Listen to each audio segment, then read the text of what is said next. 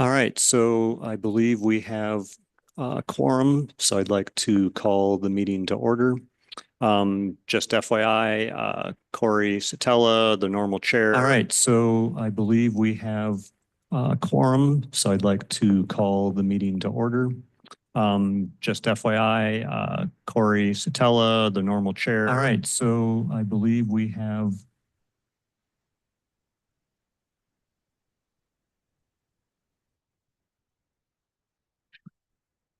Corey is at a conference. He might be joining virtually, but he asked me to chair in his absence. So please bear with me tonight.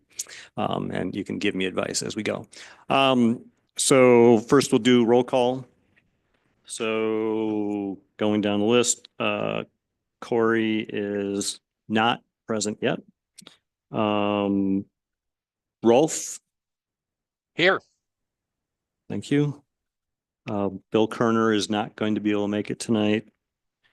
Joy Porter is not going to be able to make it tonight. Luke, Hello, Luke Prince, I'm here. thank you. Pam? Yeah, the green light says you're ready to go talking. And then Carl Stang present as well. All right, so the next thing is the approval of the agenda. Hopefully everybody's had time to review that. Any comments, questions, corrections to the agenda from anyone? And I would maybe like to throw a proposal out there for people to consider. We are considering the residential parking permit proposal for Minnehaha Ute Trail tonight, and that's currently last. And we do have some member of the public here, and so just in kind of deference to them, so they don't have to sit through everything else. Obviously, they're welcome to stay, and I all find it really interesting, but they might not. So I would propose that we move that to the top, such that we can get that done and they can go on their way if they see fit. So just comments and feedback on that proposal. Yeah, I think that's a great suggestion to move that item to the top of the list. And other than that, I think the agenda looks great and I move to approve the agenda. All right, I'll accept that motion. Second from anyone? I'll second that. All right, thank you. All right, so then continuing on, approval of the minutes. Hopefully folks had time to review that. Any comments or corrections to the minutes from the February 26th map board? Oh, thank you for that clarification. So let's go back. So yes, we should vote on the change in the agenda. So all in favor, say aye, raise your hand. Aye. Aye. Aye. All right, opposed, nay. All right, passes unanimously. All right, so now on to the approval of the minutes. Comments, corrections? Okay, hearing none, can I get a motion to approve the February? Does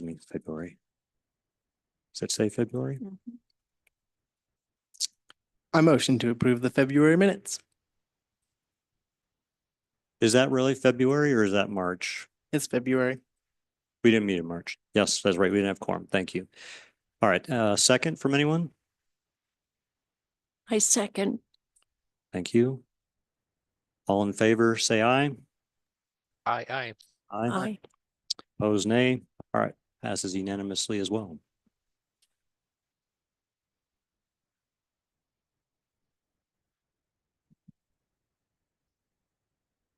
All right, so next topic, public comment on non-agenda items. Assuming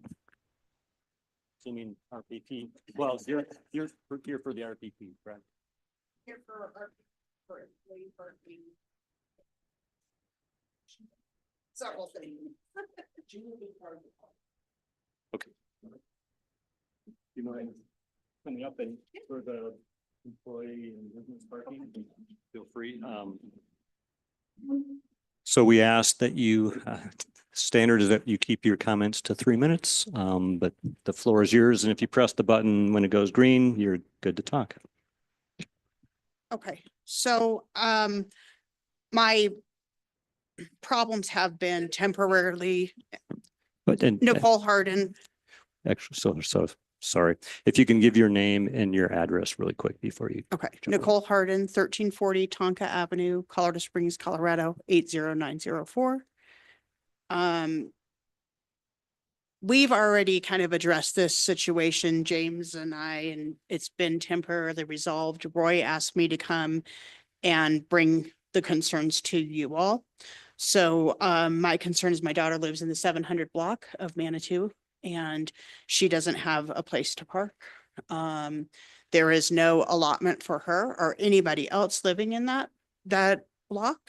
So, she has a Canon pass, but as we all know, Canon gets filled very quickly in the summertime. So if it is filled, she has no legal place to park without being ticketed because of your residential, like up on Washington or anything else. This is an issue. I've talked to a couple of the other residents and they kind of have some things going right now, but if that changes, they will be in that same boat as well. And she is a resident and deserves a place to park. She lives above a store, bringing groceries in. It's ridiculous to say, well, park in Hiawatha. So what, you're going to carry 50 bags of groceries down the road? She's a resident, deserves a place to park. So that was my complaint so far. We're kind of working together to take care of that. But I think you guys are seeking a permanent solution. So that was the thing that I, want to bring to you. The other thing was the employee parking. I have a couple different hats here. Not only does my daughter live here, but I manage 3 stores here in Manitou. And I have employees. And in order for those employees to come to work, they have to have a place to park. And they, as any business in Manitou, I don't think they're, the highest paying jobs, not to be rude. But so expecting your employees to pay to park is an issue, and even finding a place for them to park. I've lost an employee because of it, where he's driving around trying to find a place to park. And this was before the residential parking went. I've been working in Manitou for 40 years. So this was like 5 years ago, I think. And I had an employee driving and he said, you know what, forget it. I don't even want to work here anymore. And we're sitting there like slammed. Oh my God, we need that person to come in. This is an issue. We need the businesses to succeed here and we need the residents. And I'm seeing both sides clearly because as a resident, she needs a place to park. I need employees to park. And we also don't want to use all the parking so that the tourists can't come in because they're paying my salary and they're paying for the improvements of Manitou. So I think there's a big disconnect. I will say that just a worker here in Manitou between business, resident, city. It really is very obvious and I'm pretty far on the outside. And I would hope to see that, come to a resolution. But I'm just looking for, he's been very nice and so is Roy. Everybody's been really nice and we've come up with a temporary solution, but I think that we need to address a permanent solution just so that we can keep employees, that we can keep this town running and successful.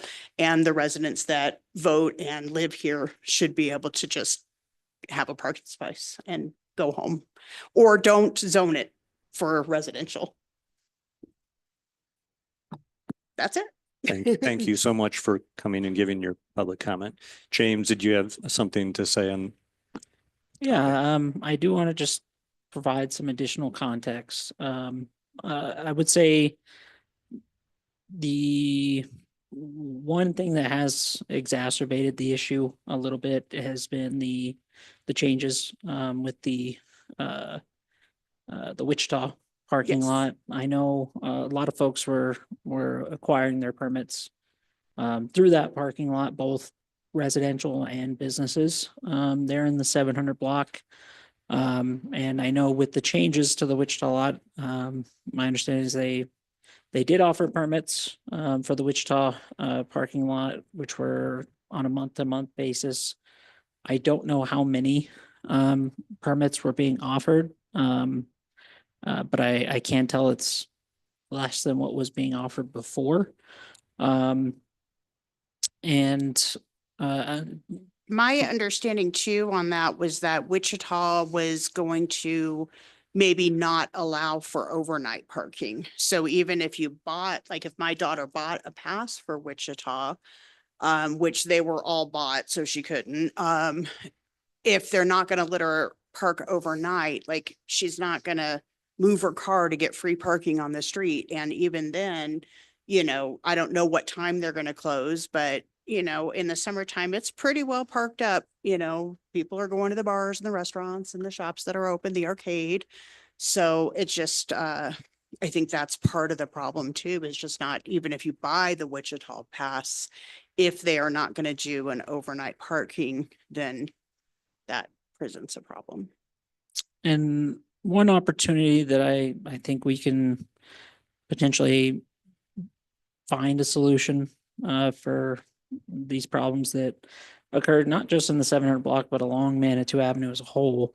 When the original RPP program was put into place, they had defined a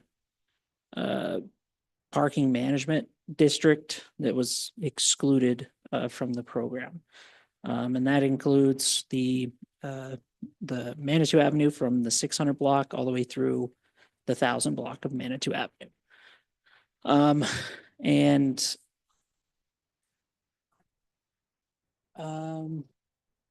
also, this is not agenda items, not really conversation back and forth. sure, okay.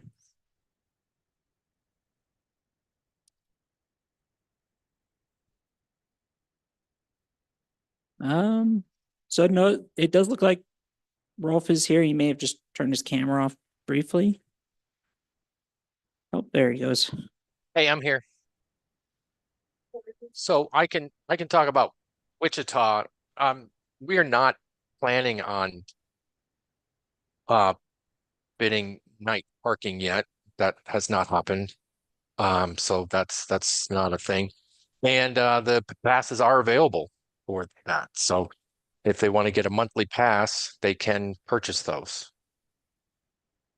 So it's not going to be guaranteed parking during the day, but it is a pass. So, and the lot isn't necessarily for residential parking, but we do allow that. So, Okay, thanks, Rolf. And Corey, do you have audio? Hi, can you hear me? Yes, thank you. Yep. Yep, I'm listening in.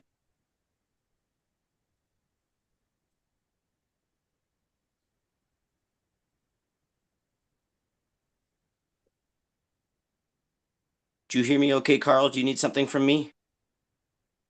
We're just making note of when you join the meeting. Oh, thank Thanks, you. Mark. We hear you fine. Okay, so if there's no other public comment, we'll move on. So Yep, thanks for giving me your time, and I hope that something can come of it. Thank you. all right, so as we agreed, we're going to move the RPP discussion up. So we'll move to that next. James, do you mind pulling up that?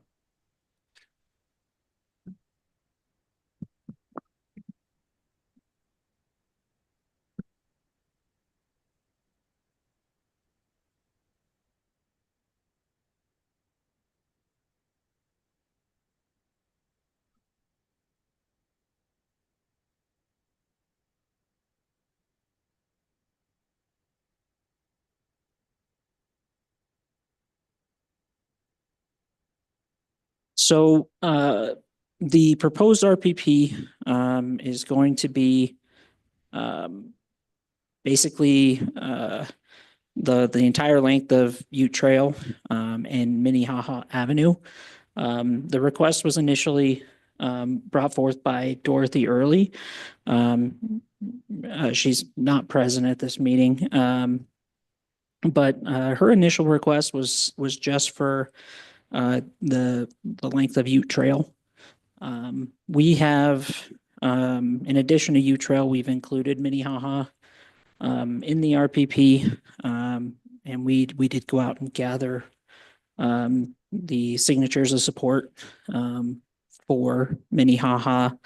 And then we did also approach a few of the folks that Dorothy was not able to contact on U-Trail.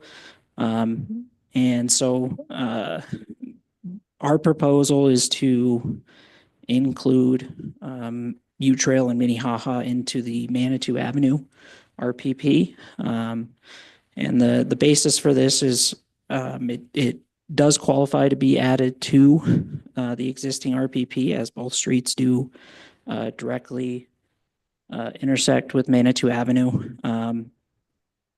And one of the guidelines set forth in the RPP program is one of the things that need to be looked at when implementing an RPP is the surrounding areas, their overflow parking, and the impacts to those surrounding areas as well.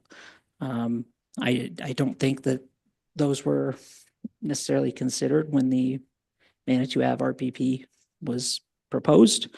And I think there is a strong case, especially with nearby attractions such as Rainbow Falls, does attract tourist parking in those areas. And there's an extreme lack of parking on both roadways, just as it is, even for residents. And there's just simply no place for folks to park. It's either marked no parking, and the spaces you can park in are very limited. And a lot of the places throughout that section do not have off-street parking. And so my intention today is to bring this proposal to the board, get any feedback, and more or less gain support of the board moving forward so that we can get this proposal in front of city council and move forward with the remainder of the process to get that implemented. Okay, thank you for that. Any comments or questions on the Minnehaha Ute Trail RPP from anyone? Rolf? I do. So you said you're going to be adding Minnehaha and Ute Trail to the current Manitou Avenue RPP? Are you creating a new one? So that's correct. So we will not be creating a new RPP. We will simply just be amending the Manitou Avenue RPP to include Minnehaha and Ute Trail. So, okay, and so they'll be able to just park on Minnehaha, the people on Minnehaha and Ute Trail will just be able to park on those streets though, correct? Or will they be able to park in other places also? Yes, so they would be able to park on Minnehaha and Ute Trail. And they would also have the ability to park on Manitou Avenue if needed. But the expectation is that they would park on Minnehaha, and this will prevent tourists from parking up in those areas, taking up the limited spaces that they do already have. But it does also allow for overflow parking onto Manitou Avenue, since there is a limited parking options on that street for residents as it is. Okay, yeah. Looks like it's thought out. How many residents is it? So there's not a lot. I believe between Minnehaha and Ute Trail, it's 15 total residences along both of those roads. So there's not a lot of residents that do live along Minnehaha, but we were able to gather majority support from those areas. Great. I like it. And James, what was the number of residents in support of the new RPP expansion? Yes, so I can. Did you have a count? I didn't. I can pull up the petition here. Let me rotate them.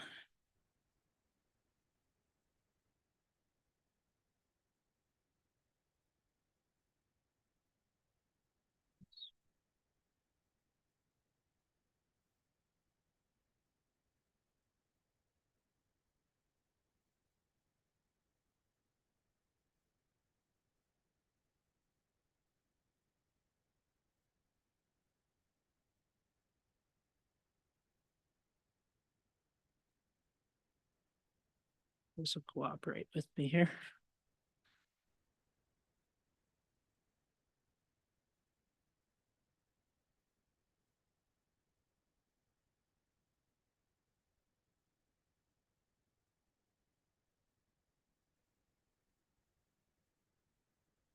So as you look at that, I'll give my commentary All on the right. deal. And it's looks like most residents in the area want the RPP, keep the unwelcomed cars away. And I don't see why it really should even be a discussion. If they want the RPP, then they should get it. I don't know why we wouldn't. It looked like just about every one of those signatures are in support of this. And the fact that it's coinciding with Manitou Ave, that makes sense. You're not going to get a lot of Manitou Avenue residents wanting to park on the top of Minnehaha. And if they need to overflow down to Manitou Avenue, that seems fine too. So that's my commentary. Thanks, Luke. And I can work on getting those exact counts. I do know that there were 3 addresses on Minnehaha that we could not get contact with. I believe there were 4 residences on Ute Trail and that we weren't able to make contact with. But we did notate our various attempts, dates and times. And we did try to get a hold of folks at different times of the day and different days of the week.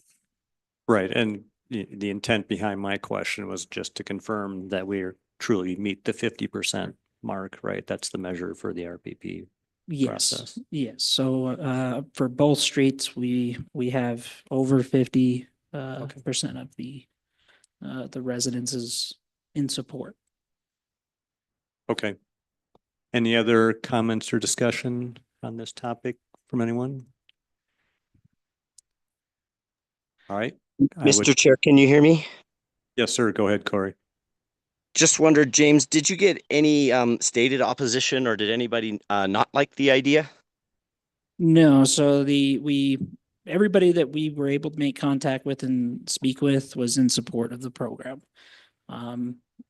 Any of the other residences that we weren't able to make contact, they weren't able to indicate their support or opposition. Okay, no further questions and just a statement that I'm looking forward to revamping the RPP and trying to streamline and make it easier. But as it is, I think we're following the guidelines that we have today. And thank you for your work on this, James. Thank you, Corey. All right, so I don't believe we have anybody from the public here. So I guess at this point, I would entertain a motion from anyone to approve this RPP. I would like to approve the RPP as proposed for I'm- Minnehaha. I'm happy to And- second. And you trail. And Corey, was that you giving a second? Yep, glad to second. Thank you. Okay, so moved in second. So all in favor, please say aye. Aye. Aye. Aye. And Corey, that was you with a yes. Yes, Corey votes aye. Thank you. And opposed, nay? None. So passes unanimously. So thank you, James.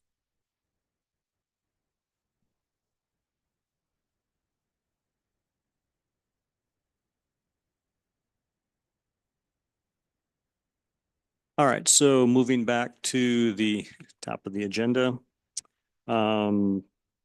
Next section is the presentations. James, do you mind moving us to that section of the slide deck?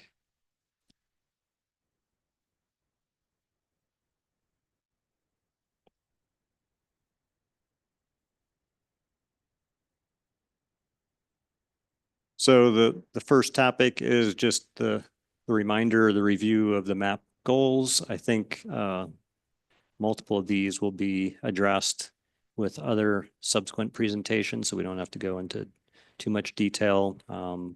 We've already kind of touched on the RPP. We have Mountain Metro Transit here tonight. We have Pike Ride here tonight.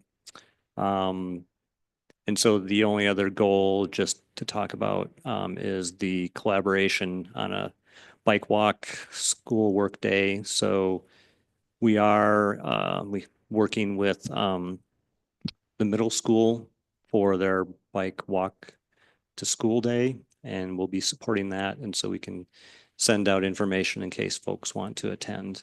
So I think that's a really positive thing and helps us accomplish this goal, so we can check that off. Any other comments from the board on goals before we move on? So Carl, this is Corey. Yes, go ahead, Corey. Are we able to and planning to use the city's communication channels to support that event? James, are you able to address that at all? I would have to follow up on that. I'm not sure what requirements would be for that. Okay, well, James, if you could let us know, because that is a goal that we had as a board this year, is to be involved in that. I'm really glad it's going forward. I see that Pac-Man is quite involved, and I haven't really been able to figure out what's the right role for this board. But certainly one thing that we could do is to take advantage of the city's promotion and social media and whatnot in order to highlight that. So if you could find out if that's possible, I think that would be helpful for our board. Thank you. Yeah, and I can follow up. I don't see why that would be an issue.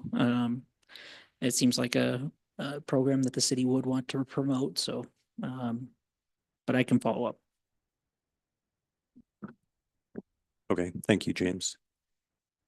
I don't Perfect. believe we have any other map board presentations, so maybe we can move to the staff updates. All righty. So the first thing I have for you here is the Pike Ride report. So the month of March was we saw a substantial spike in users, and that's likely due to the weather that we've been having. But I have to do this a little bit differently. There we go.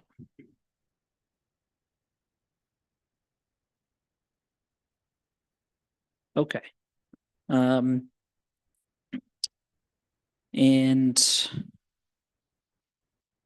this is the breakdown by station. And by far our busiest stops are going to be the Hiawatha Gardens, Manitou and Becker's Lane, Cannon Avenue, Lovers Lane, which I believe and Tara may have more information on this, but I believe we were looking at expanding the Pike Ride station there at Lovers Lane and in Cannon. I don't know if that's taken place yet. It has. Okay, great. That should drive a little bit more users at that station as well. It's already a popular one, and it should get a little bit busier with that greater availability.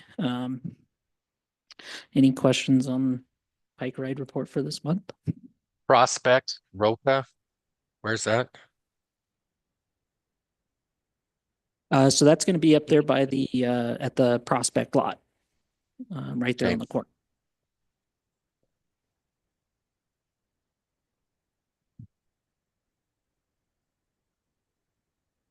So I'd just like to go on the record to say I'm really excited to see the increase in numbers and, you know, our kind of continued investment and an expansion of Pike Ride starting to pay off. And I look forward to seeing the numbers continue to grow as the summer season arrives and the weather gets even better. So that's fantastic because every one of those is a car trip, someone parking, someone on the road avoided, right? And so that's better for residents and for visitors and everyone. So kudos.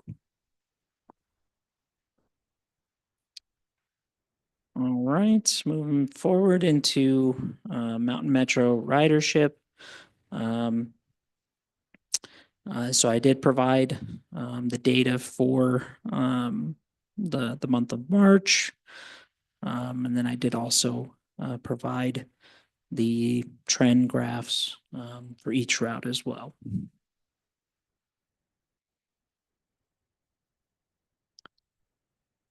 And definitely March this year was, we saw a pretty big spike, kind of across the board here in Manitou. I think the good weather during spring break was a big part of that. As you can see, just historically, just over the last 3 years, March was a crazy busy month for us. So looking like a positive trend.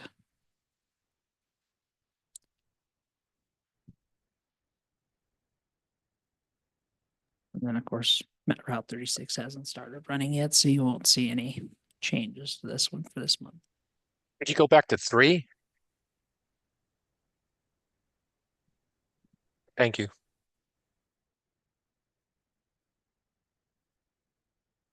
Any questions on Mount Metro?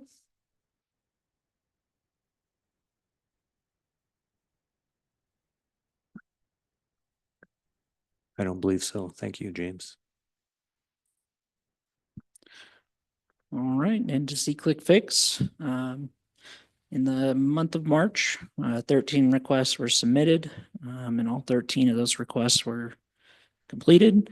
Of those 13 requests, we had one maintenance, which was to repair the loose bollards for the bike rack in front of the art center. And then the other one were just routine vehicle complaints that were promptly addressed. Any questions on C-Click Fix?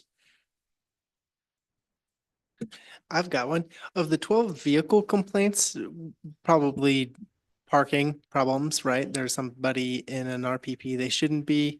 Or do you think any of those complaints would lead to probable development of an RPP? Or like, are those coming from, like, are 11 out of the 12 from Minnehaha, Yeah. right?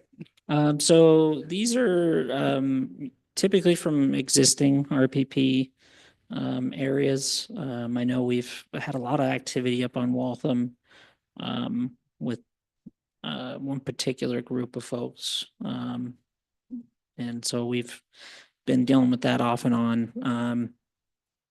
But the other aspect of it is really we get complaints kind of from all over Manitou, and it's generally vehicles that appear to be abandoned. Some of the common features of that are usually expired registration or no plates at all. And it's just been parked on the street for numerous days. And these are oftentimes in areas that we're not getting to on a regular basis. So a lot of places up in like the Crystal Park area, some of the higher up neighborhoods that we don't patrol particularly regularly. So these help us identify those problems and address them as they come up. So that's kind of what we see.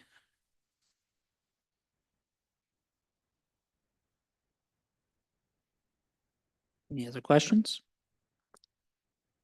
I think we're all good. Thanks, James.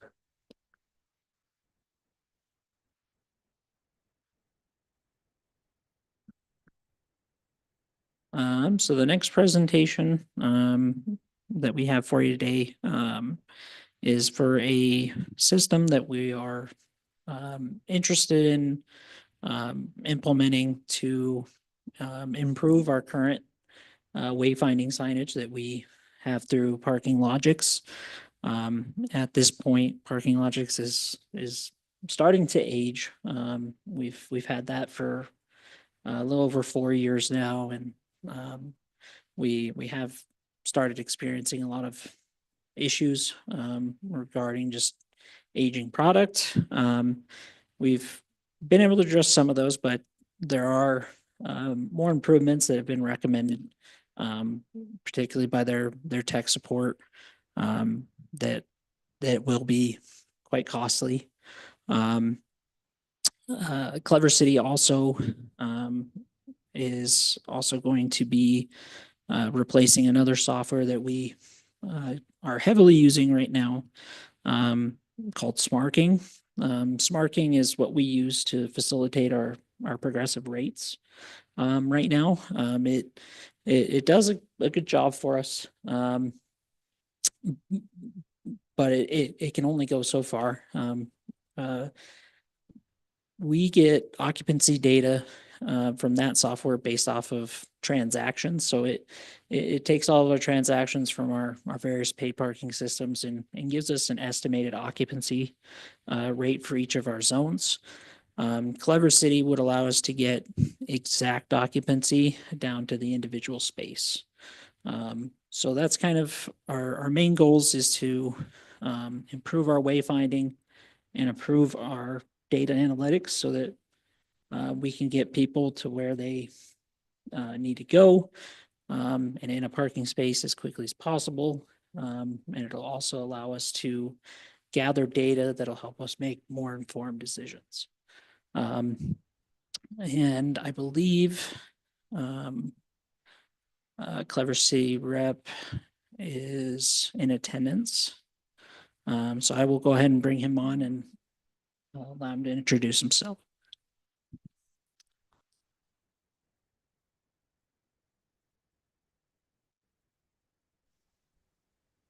All right, Sonny, are you there? I am. Hey, James. Hey, how's it going, Sonny? Can you hear me okay? Yeah, we can hear you. Great. Yeah, thanks everybody for having me on right now. As James was kind of mentioning, the Clever City system kind of has three components. We put up sensors.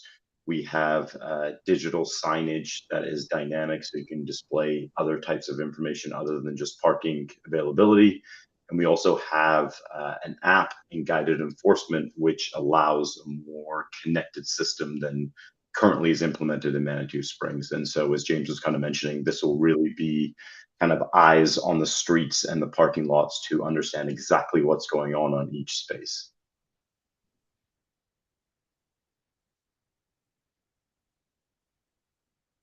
So I will kind of go through and give you kind of a look at the system and kind of explain how it will work, and just so you can get an idea of what the system will do for us.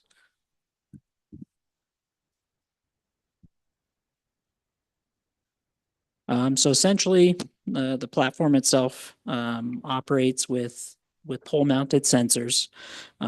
So if you look at the top left-hand corner, that's kind of what these sensors will look like. They're small devices, so they're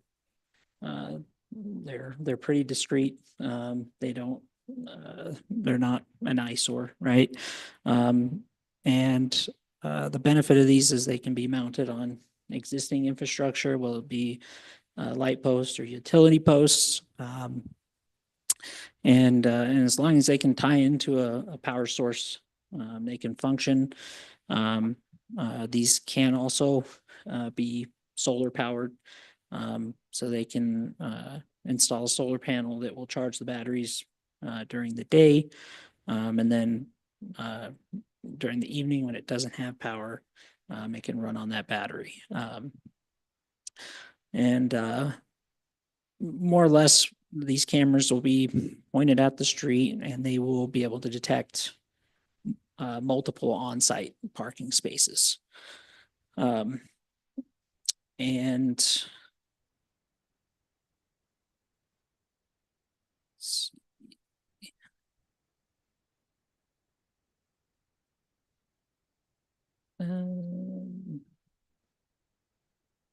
and in addition to the sensors, we would also be replacing the signage that we have placed around town.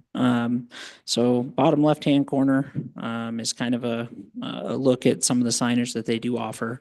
In the middle is similar to what we have now. It's a multi-level display. So these signs are capable of displaying lots of information, including our various parking locations and how many spaces are available in those lots. A real benefit for these new signs is they are fully customizable. So the entire front of the sign can be configured to display pretty much anything that you want. Whereas our current signage is static. These signs can also be used to display public emergency information. So if there's something happening in town that we need to communicate to people visiting and residents, we can do that very quickly. We can also display information for events. So if, for example, coffin races, we can utilize these signs to better direct folks to the parking that is available. Because in previous years, we have a lot of folks that maybe don't see the information online. They show up and they don't know where to park. So they're driving into town and more or less waiting to be turned around by the folks working the staff. So I think it could be a way to improve that experience. We can catch people further out. That way they can be redirected to where they need to be parking.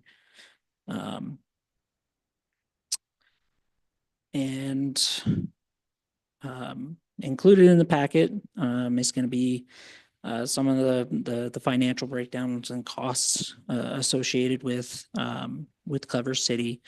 So the first year is where we would see majority of our costs, just because there are shipping costs and installation costs that will be associated with the system.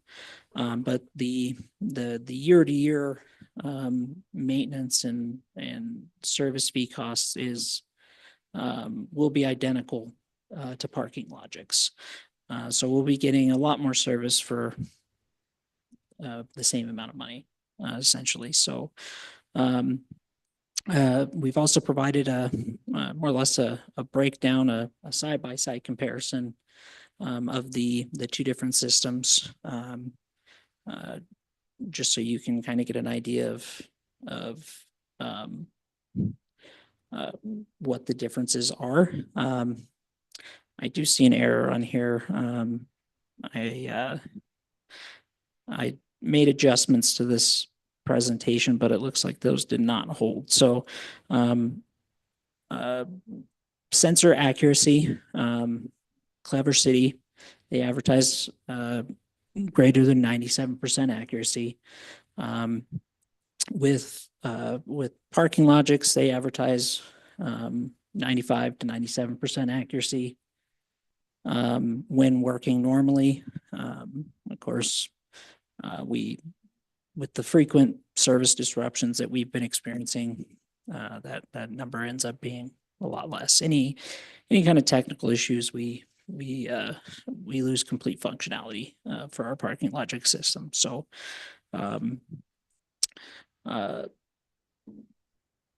one major benefit of Clever City over ParkingLogix is going to be the equipment through Clever City would be leased. We would not own the product directly. The main benefit of that is if something does happen with a piece of hardware, whether it be damaged, vandalized, or becomes out of date, Clever City will replace it at no cost to the city. So that would be built into the agreement, and that would be a big benefit. Whereas right now with ParkingLogix, we've gotten to a point where the equipment's aged and we would have to bear considerable expense to bring it back up to working. And so the other benefit of Clever City is they do integrate with a lot of other parking technology. going back to the mobile app that Sunny referenced. So they do provide a mobile app that will direct customers to the specific space that's available and provide directions to that space. And if that space gets taken before they arrive, it will automatically redirect them to the next closest space. And then once they're parked, it will link them to our payment system right there in their app. So it would be a kind of an all-in-one app that would get people into Manitou, parked, and paid to park. And so with that, here are a few images of the various signs that are available. They have a large variety of sizing that would we can more or less tailor to our needs. Just kind of an example of the emergency alerts that we can display.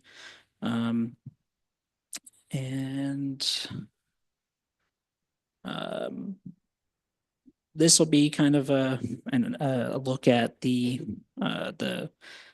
back end side of it. So our side of it, what we would see.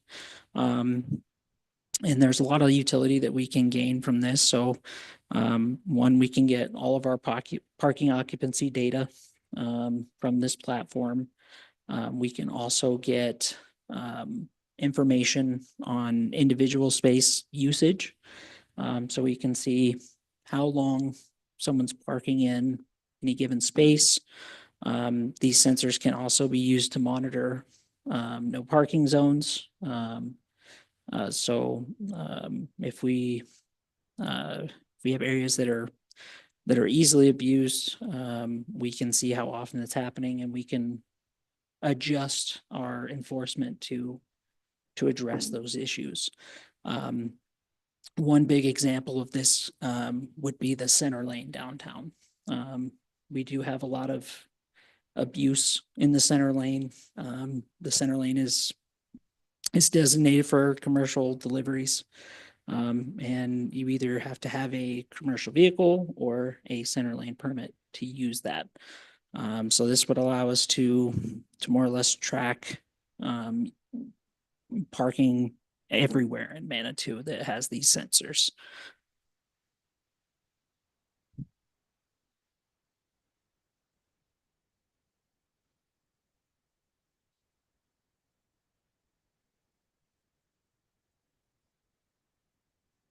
And this is kind of a look at the app that they would provide.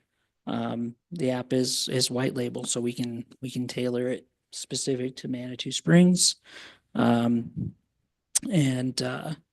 we can integrate pretty much any pay to park software that we want into this app. So I think this would be a strong utility for our visitors and even the residents of Manitou as well.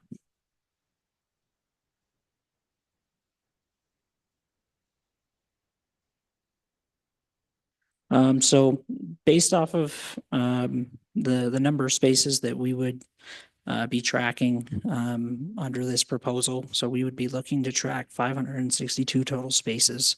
And to facilitate that, Clever City would provide us with 58 sensors. And then James, sorry, I just want to jump in real quick. This is actually what Bend, Oregon has taken on the proposal, has actually your numbers where you're doing something similar in the 545 spaces, I believe, but you're actually doing it with less sensors at 38, I believe it is. So you're actually getting more spaces detected per sensor than Bend, Oregon, which is being shown right now. Just wanted to quickly jump in and clarify. Thanks, Sonny. I didn't catch that. Thank you.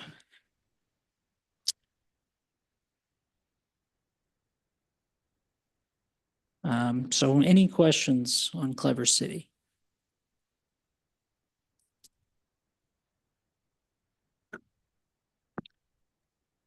I do have a question. James, I'm sorry, I might not have seen it if it came up. What was the capital upfront cost we paid 4 years ago? And what is the capital cost that we're paying, that you're proposing we'd pay today for this system? And what is the outlook in 4 years?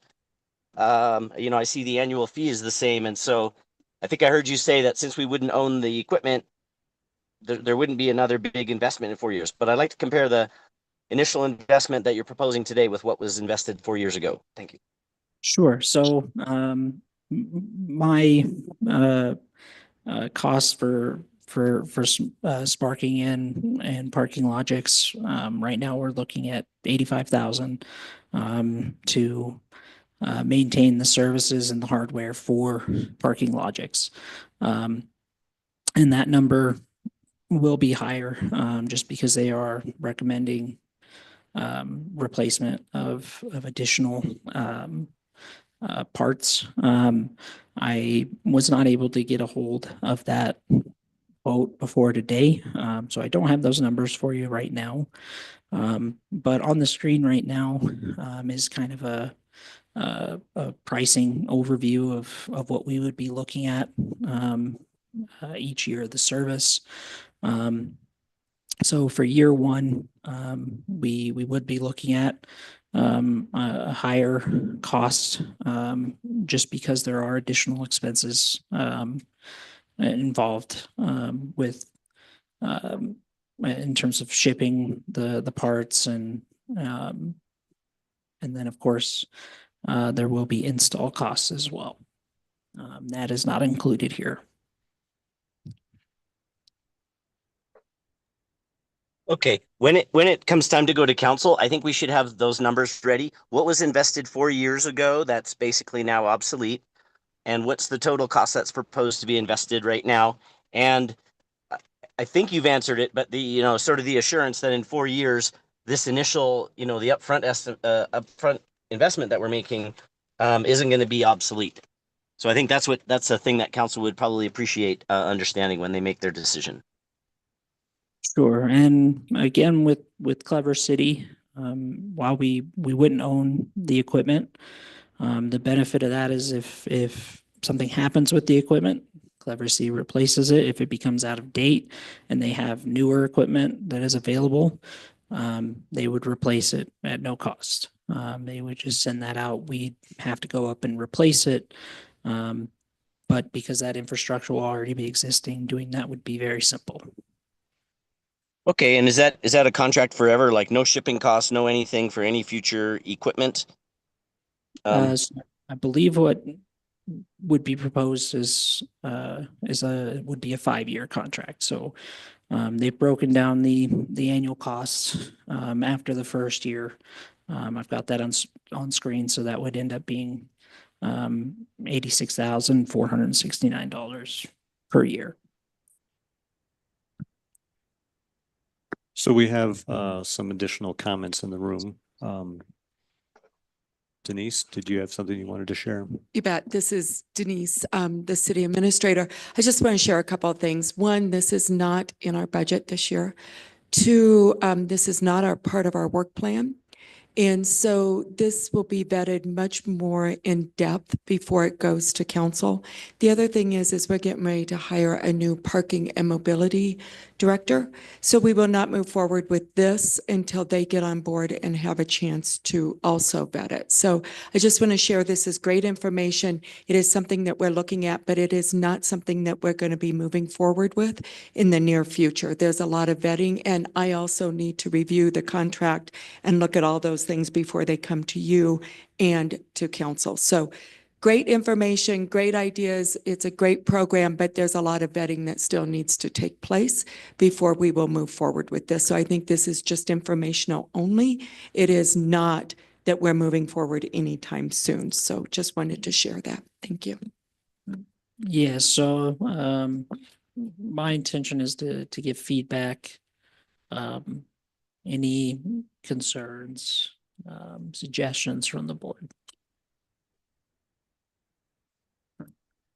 Any other comments? Go ahead, Pam. Yes, James, does that replace the current kiosks that we have out? So this is gonna be, this would be separate from that. Okay. So this would replace the wayfinding signage that you see kind of scattered throughout town. We've got one on pretty much each end of town that directs folks to parking lots with available spaces. We've had a lot of issues with that setup, and so we've been actively looking at potential replacements or improvements. Replacing, okay, Yeah. thank you.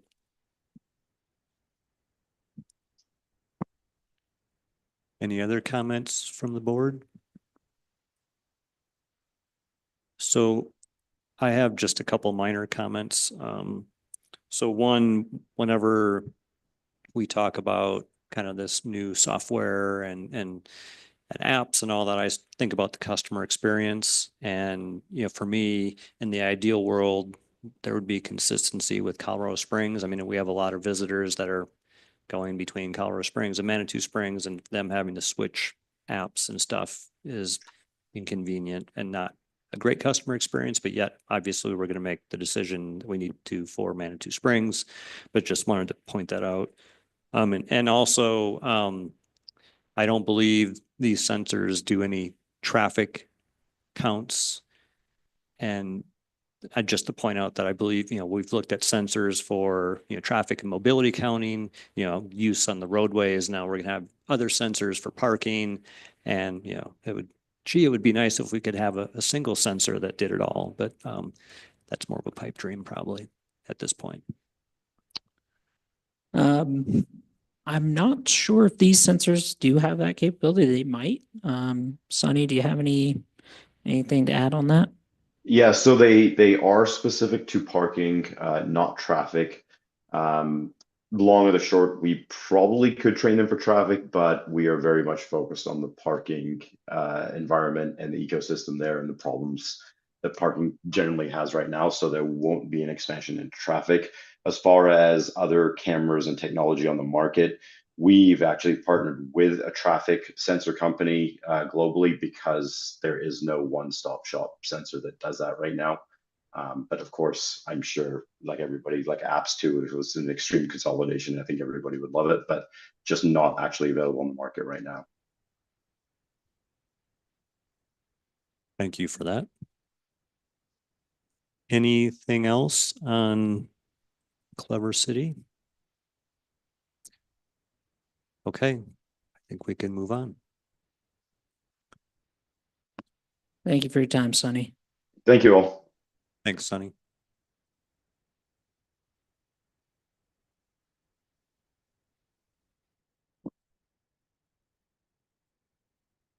So next thing I wanted to bring forward is a proposal to relocate the bus shelter on Old Man's Trail. This is currently across the street from the Hiawatha Gardens parking lot, and it is not used currently. We've kind of moved all of the shuttles to the other side of the street at this point.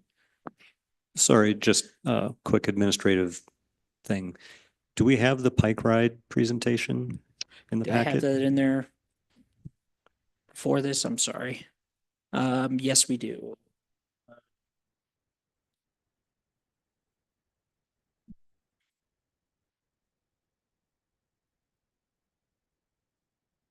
Thank you, Carl. Thank you.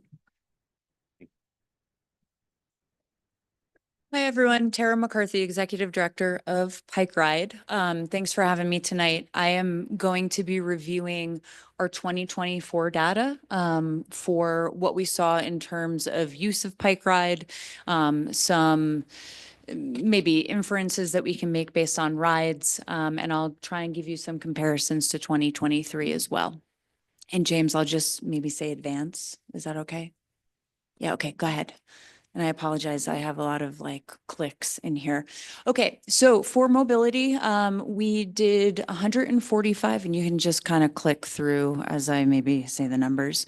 This was the number of bikes parked at the Emma Crawford Bike Valet. I will mention that is the most single-day bikes we have ever parked at a bike valet in the history of Pike Ride, and we are coming up on our 7th anniversary. And this really means that 290 trips were done with that number of bikes parked. I believe an average vehicle typically holds about 1.4 people. So, you know, that's almost 200 and something car trips avoided by that bike valet on that single day. Our system here in Manitou in 2024, the average trip distance was 3.34 miles. Go ahead, James. Our total system-wide trip average is 1.85 miles. So we do know that folks are traveling greater distance to and from Manitou Springs via Pike Ride than the rest of our system. Go ahead, James. We have a total of 46 public bike racks now available in Manitou Springs that we've installed, and that's the total. That's not just what we installed last year. We did install, I believe, 24 bike racks last year. The majority of trips occur between 10 a.m. and 7 p.m., and that is throughout the year of 2024. That includes start trips and end trips. And Monday and Wednesday had the lowest number of trips per the week, and Saturday had the most trips of the week. Go ahead, James. All right, so this is an image of where we do have stations. So you can see the purple bike icons. That is where we currently have stations. We didn't do this just for 2024. We thought there might be some questions. For instance, we did install the library station earlier this year. The yellow, oops, sorry, James. The yellow bike riders, James is going to talk about Hiawatha Gardens bus shelter momentarily, but we do want to see a move of our station currently that's in the parking lot of Hiawatha Gardens be moved over to that bus shelter. It gives us a little bit more visibility, meaning people will probably take more bike rides, and it also gives up some parking spaces, so more parking spaces in Hiawatha Gardens. The other yellow towards the east is the Dillon lot. Last year we had talked about whether we did want to install a Pike Ride location there. So that's just kind of a layout of where we're at right now. Thanks, James. You can go ahead. All right, so last year we did install 5 additional stations. So we did bring up the number of stations to 8 in Manitou Springs. You can see this in descending order of number of trips. So Hiawatha Gardens up at the top, and then that Prospect and Roca station with only 7 trips last year. I also included information as to when the stations were installed. I do believe some of the installation dates does coincide with the number of trips being made. We do always see that it takes a period of time before they're fully used as people get used to availability. You can see that Canyon and Lover's Lane, as James said, is one of our very popular stations. And that was, in terms of pickup, that and Ruxton were actually picked up the quickest of any of our stations that we've installed before, where Ruxton received the first trip on the day of installation. So just some popular hubs that I do believe will see continued increase in rides as time goes on. Thanks, James. Okay, so this is a heat map of all of the trips to and from Manitou Springs. As you can see, they are varied. I will say that this doesn't really coincide with any differences that we've seen in the past years where we've had bikes in Manitou Springs. You know, people go ride through the gardens, people ride all the way up to Fillmore, people ride down to the Broadmoor. It is quite varied in terms of use. Last year, we did have 72 Manitou Springs residents that had a Pike Ride account. So as you all know your population size greater than I do, but that's not a whole heck of a lot. So the majority of use is from people outside of Manitou Springs, probably definitely Colorado Springs residents, but we also have a high percentage of tourists that use our system system-wide. Go ahead, James. All right, just some detailed information. So the chart on the left is the start trips by day of the week, and the chart on the right is end trips by day of the week. So start trip means that the trip started in Manitou Springs. The end trip means it ended in Manitou Springs. There is some crossover where someone started a trip in Manitou Springs and ended the trip in Manitou Springs. Just as background information.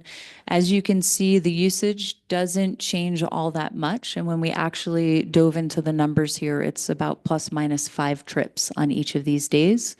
But the Friday, Saturday, and Sunday trips do equal probably about a third of the Monday through Thursday trips. So definitely more use over the weekend, which again, I think shows that less residents are using the system than people from outside of Manitou Springs.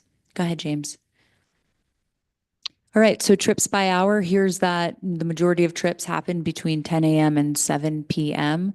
As you can see, there is a spike towards the later afternoon hours and certainly less overnight or in early morning or late evening. Go ahead, James. All right, so this is trip starts by week for the entire year. We did have some spikes, as you can see, in early May, June, July, and then that October spike that you see there is the week that Emma Crawford happened. So, given that number that I first shared with you, 145 bikes parked at Bike Valet, we certainly saw a huge amount of trips that week. I think we had 130 or 103 that week. Go ahead, James. And this is trip ends by week. Again, the spikes are very, very similar. We're not seeing huge difference between starts and ends within our system. All right, so just some numbers. So James, you'll have to click through because I don't have these memorized. They'll just kind of appear. So go ahead, just go ahead. Yep. All right. So, there we go. So about 1,500 pounds of CO2 was saved in 2024 by use of Pike Ride trips in Manitou Springs. I include pounds of metal recycled, about 1,800, because the way that we do our recycling, I think, is super important, especially when you look at sustainability efforts of Manitou Springs. And I just wanted to take a moment to talk about that. We reuse many of the parts from no longer usable bikes. So those parts actually stay within our office and get used to fix bikes that are usable. We also recycle metal to Cosgrove for cash that helps support what we're doing in Manitou Springs and in Colorado Springs. We also have a large circuit board recycling program with an artist in Colorado Springs. And so really this talks about the sustainability of what Pike Ride is trying to do, not only by getting people out of their personal vehicles, but also in our day-to-day operations and how that actually gets worked back into the system of Pike Ride. So we're very much about the reusability of pretty much everything that we have, whether it's someone using, whether that's Carl using a bike an hour ago and then me using it 2 hours from now. We're very much into that reuse system. All right, so last year, just under 2,500 trips were taken and just under 6,000 trips were taken. And James, if you could just stay there for a moment. So we did see just under 1,400 trip starts last year, which was a 26% increase from trip starts in 2023. We had just about 1,200 trip ends, which was a 102% increase from 2023 use. Overall, that's a 52% increase in system use in Manitou Springs. And I will say that that number of miles is just shy of 900 extra miles traveled in 2024 than 2023. Now, I will say that number caused me to question our staff a little bit because I was like, we have so many more trips. Why is that mileage not increasing at the same rate? We had 376 rides in Manitou underneath a mile. Now, we installed 5 extra stations, so we have changed behavior by adding additional stations. We probably have replaced some walking trips, I'll say. Maybe someone was walking that mile or that half a mile, but now they are jumping on a bike. I told you our average earlier was 3.34 miles per trip. So we're still doing really, really well in terms of those 5, 6, 8 mile trips on our bikes.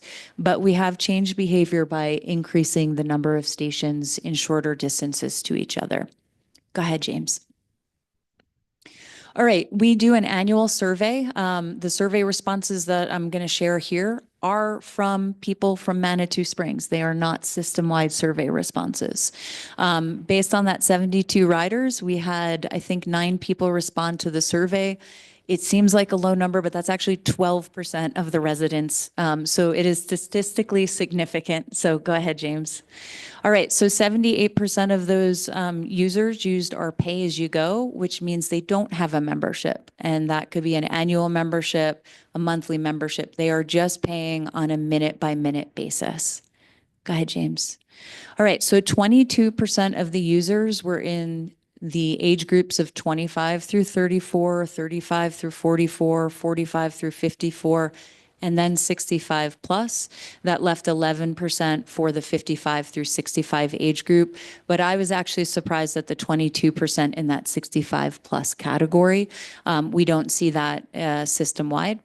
22% have graduated high school or the equivalent. The remainder, 88%, had higher education. 67% were employed full-time. And I think there's one more. And that income varied quite a bit. Go ahead, James. So some additional survey data that we found from the Manitou Springs folks, 22% experienced improved fitness and 44% experienced improved mental health. We know that being physically active and being outside absolutely improves mental health. There were additional questions asked for improved energy levels and some other ones, but I just kind of highlighted some of these. So from folks in Manitou Springs, 56% did use a Pike Ride bike to visit a restaurant, bar, or pub, and 67% visited a business based on how accessible it was to a Pike Ride station. I will say we also asked folks what would improve their Pike Ride experience. And I know this board has asked the question of free rides. So 3 people did say free rides, cheaper rates, and a locals discount. Additional comments were more bike trails or lanes. We did also see a 44% choice of they would ride more if they felt safer. So just throwing that out there with the more bike trails and lanes comment. Event support, we send out a number of digital newsletters. We do digital social media. In particular for Emma Crawford, our newsletter had a 6,700 newsletter open. And so we are trying to promote what you all have going on in Manitou Springs and tying together the events with bike use, just to, again, try and alleviate some traffic congestion and make sure we're moving people outside of their personal vehicles. We also provided e-bikes for the Pikes Peak Ascent and Marathon. They, I think, had 4 to 6 bikes last year, and they use those for operational use, which means they are moving around Manitou Springs without a vehicle because it's easier during that week of setup and absolutely during competition days. And it is of no cost to that organization. We just see it, again, as part of the mobility and trying to alleviate some traffic here in Manitou Springs. Thanks, James. You can go ahead. Okay. Equity, and you can, I think there's just one. Yep. So I wanted to talk a minute about our transportation equity programs. We have one program running right now that is $20 a year for people who are on federal assistance programs, excuse me. And so, you know, you had public comment earlier from a business owner who talked about wages of staff of businesses here in Manitou Springs. We have a $20 per year equity program that provides individuals on federal assistance programs or who have no income with access to one of our bikes for 90 minutes a day, every single day for 365 days a year. We have seen that this program, these are some of the things that people are able to do with these programs. They are able to get to jobs, job interviews, and job resources. They absolutely use these bikes to go to medical appointments, including disability services at the Independence Center. That is in Colorado Springs, but that's something that I can see through heat maps. So I just want to point out that there's probably data that we can look at as to how folks, if they were part of this program in Manitou Springs, are using the program. But certainly they are accessing services and resources per housing. We know that in Colorado Springs, there's classes taken at the Penrose Library, the Senior Center, and the Y. And financially, they are obtaining financial services and some discretionary spending by saving funds by these programs being low cost.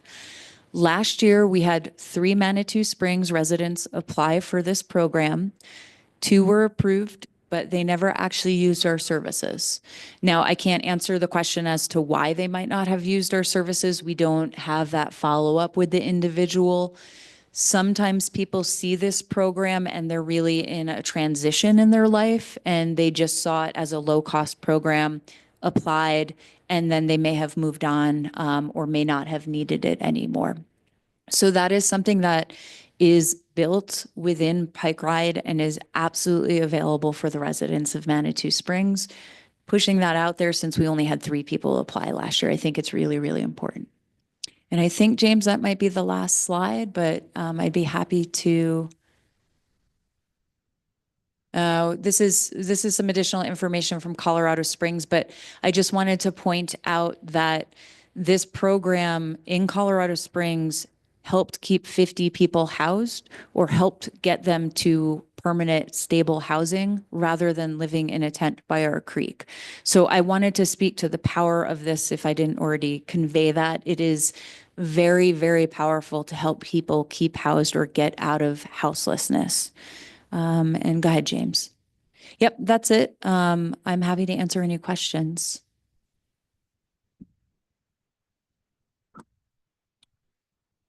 Any questions for Tara on Bike Ride? I don't have any questions, but I'm extremely thankful of your time in showing us some of these statistics. I mean, I'm aware of Pike Ride, of course, but to really look at the in-depth impact that it's having, I'm not that I'm not focused on certain things, but I'm more tourist driven minded with how Manitou Springs is set up, and I'm a lifelong resident here. So when I look at just the ridership, especially from Colorado Springs to Manitou and on Emma Crawford days, that's one thing, but to really go into that last slide you did to look at who's using it and for what purposes, I think it really adds a different level of impact and meaning to what Pike Ride's doing. So thanks for bringing that to my attention because like I said, I'm more tourism focused oftentimes, right? And that's just extremely important to focus on the other aspects and the benefits of it. So thank you. Yeah, thank you. Yeah, I think tourist living wage, those things are all kind of aligned, right? And so how can we help folks who live here and have a job where they might need extra assistance with, you know, not even parking, but with transportation that's actually affordable to them, right? To support the tourism economy that's here. Thank you. Anyone else? Okay, well, I'll just echo Luke's comment. I love the data analysis, great presentation, and it's good to see the investment in Pike Ride really coming to fruition and paying off, and I appreciate the partnership. Carl, can I just jump in? Sure, go ahead, Corey. Yeah, I was able to hear that whole presentation and I'm just phenomenal. I'm really excited about it. Thank you so much, Tara. Thank you, Pike Ride, and I'm really happy about this partnership. So great stuff. Thank you. Thank you.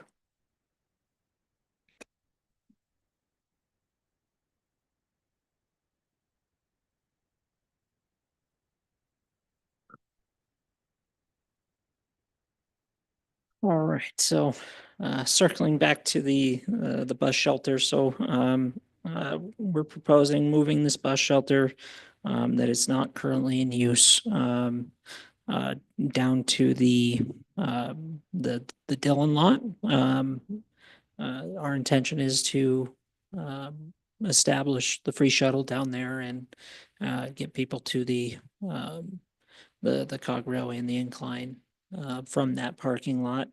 And once this shelter is moved, we would be moving the Pike Ride Station that's currently in the Hiawatha lot to this location. And I think, and we think that this location will be a better choice for the Pike Ride Station there, just because it will be more visible, since it'll be out on the street and people will see it more easily. Right now, we're looking at this location for the bus shelter. This is going to be right in front of the duplex that will ultimately be our parking office. There is a good amount of space in this location. One to support the bus shelter while also not obstructing the sidewalk. It would also not obstruct any of the traffic going in and out of the lot. So that's kind of where we're looking at as a potential location for that bus shelter.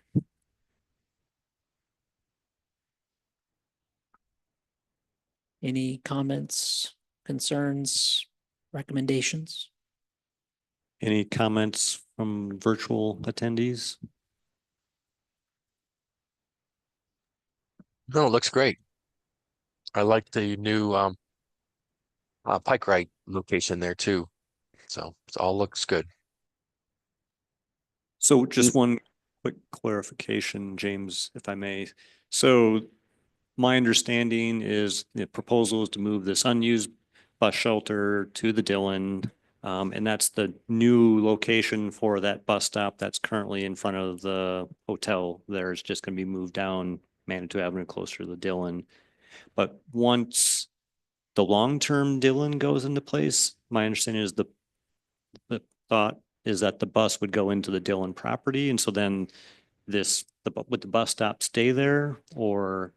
Correct. So the bus shelter would of course be moved again at that point, but the intention is for the bus to be able to pull into the lot. But they're just not able to do so until the infrastructure is in place. And from my understanding,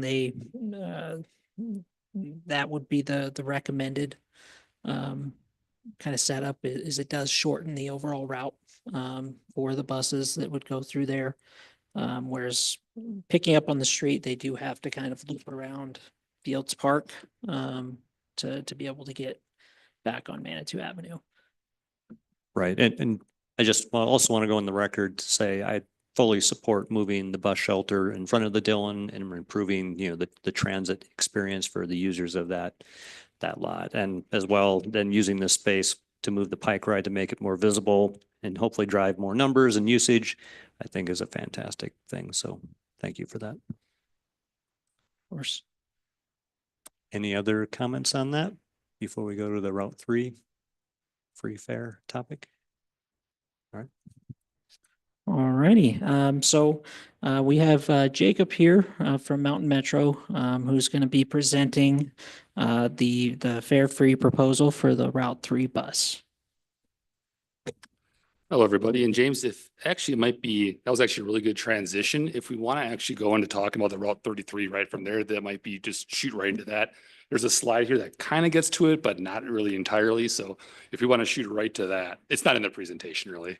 I did happen to, and this was very, very recent, so it didn't get a chance to get into you guys' packet, but I did kind of print off a concept of what Route 33 could look like. So give me a couple of seconds, I can hand this out. Send it to. And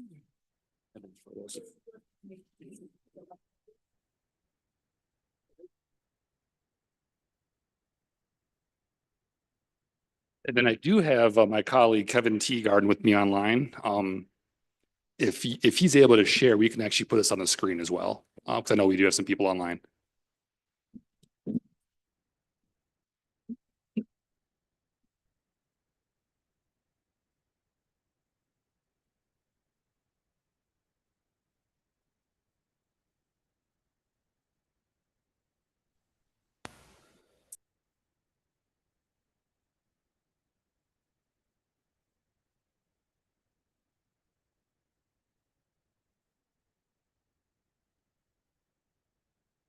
Hi,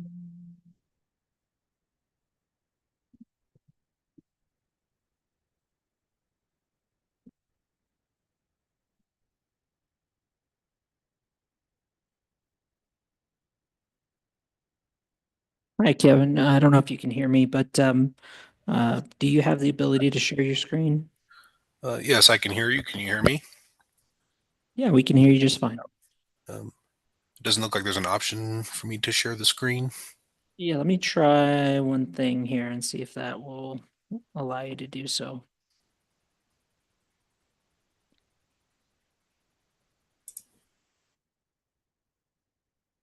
Let's go ahead and-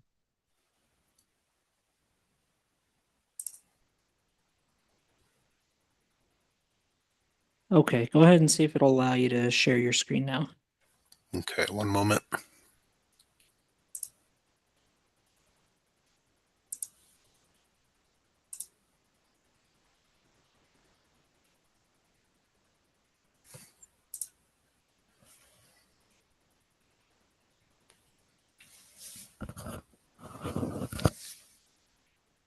Okay, did that work?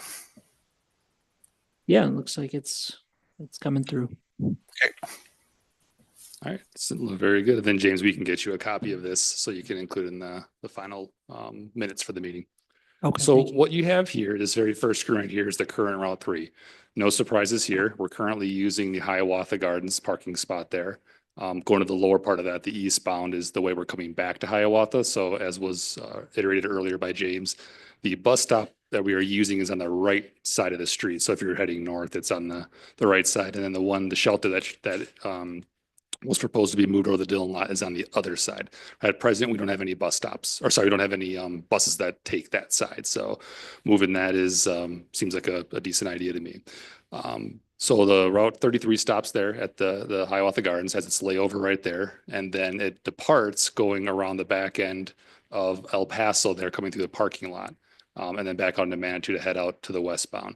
That's been the general routing of that bus route up and for the last couple of years. Previously, it kind of came in the reverse direction, but it's essentially served Hiawatha Gardens up to the Cog and back for many, many years now. So Kevin, if you can go to the next page. So you have here, and I know it looks a little busy there, but I'll walk you through it. So on the top, in conversations with Manitou Springs and kind of looking at the timeline of the Dillon lot and what it is that we can accomplish, what we have up on the top is what we're looking at for the Route 33 starting this fall. It's either the 27th or 28th of September, I believe, is when we would look to potentially move forward with this. We'll be presenting this idea to City Council as well to get their buy-in and their approval to see if this is the direction we want to go. So the top portion there is the fall service change, assuming that we have ample room to make the turn into the Dillon lot. We have the appropriate hardscape for the buses to navigate the lot and not sink in, and then have appropriate ADA accommodations for folks that are not kind of the wrong word, ADA infrastructure available for individuals to deboard the bus, get out to the concrete and have that accessible for them. In the event that all systems are not go when it comes to that very beginning of, or the very beginning of the fall service change on at the end of September, what you're seeing there on the bottom portion of this sheet is what the detour would look like. So as what was kind of commented before, we'd have to work our way around to the Fields Park. So it's a little hard to see on this sheet. It's a lot smaller than what it looked like when I was working on it, but there's a little blue M there. So that is essentially where the layover would be. We would not want to lay Route 33 over on Manitou Ave because it'd be blocking traffic. Traffic has to get around it. So we'd have to lay it over there in terms of a detour. Folks here may or may not be familiar with our service change process. What we would look to do with this is, in order to avoid having two different service changes, just have one that says we're going to go to the Dillon lot. And it's basically the top portion of the sheet here. In the event that it's not ready, we would simply detour as it shows at the bottom. That way we wouldn't have to do a service change in the fall and a service change in the spring. We could basically get in there when we're able to get in there and detour in the meantime. The downside to the detour is it's probably going to make that bus late almost all the time. At present, going from the the Hiawatha Gardens, we have a mix of 10 and 20-minute frequency depending on whether we're in peak or not. And then going to the Dillon lot, if there's no additional buses put on it, it's just the buses that currently do it. It'll go from 10 and 20 from the Hiawatha to 15 and 30 at the Dillon lot. In the event we need to do this detour, if traffic's not an issue, we can probably make the detour in time, but more often than not, traffic is a concern, and we're probably going to run that bus late more often than not, just because of the having to navigate around the additional length of travel there. So the other thing for consideration as we're looking at this and talking about this is I know we've gotten, and I believe you guys have also gotten various complaints from buses laying over at Fields Park. As kind of give you an overview of this, Route 36, which runs in the summertime from end of April until the end of September approximate, doesn't currently lay over there. We have like a 1 or 2 minute time frame in there. We're currently laying over on the west end of that route, which is over by the Schmischney lot. So we've worked with Manitou last year to change that layover location to get it off that area. This would mean that there'd be more buses in that area. So you would have the 36 still going through the area, really only stopping for a minute or two unless the driver needs to use the restroom. But meanwhile, you have 36 coming through every 15 to 30 minutes, depending on the level of frequency. So something to consider as we kind of look at this. But the goal here is, as the Dillon lot comes online for the fall, is to go with that top portion there and bring it into the Dillon lot. And then once again, the infrastructure is there. Talking about the bus stop on the street, one important thing to note, I've only seen concept drawings at this point for the Dillon lot, but it looked like the 36 and 33 would likely go into the Dillon lot, and 3 would probably stay out on the street as it comes through. That's kind of the way it's looked in the conversations we've had in the past. I don't know if you'll have enough bus bays to run 3 buses. I've only ever seen the two bays in there. So if we were truly laying over at the Dillon lot, we'd have to keep the Route 3 out there on Manitou Ave under the current alignment, without that's if nothing changes on the current alignment. So with that, I think that's what I got for Route 33. Any questions? Or are there any other additional considerations?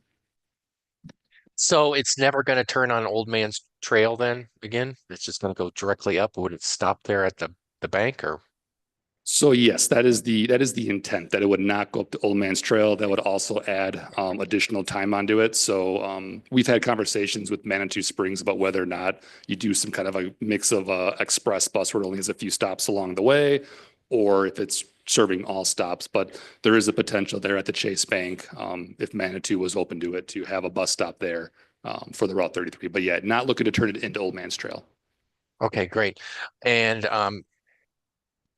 so this is just for 33, not 3. 3 Correct, would yeah. continue still on El Paso. It's for 3 in the short term, yes.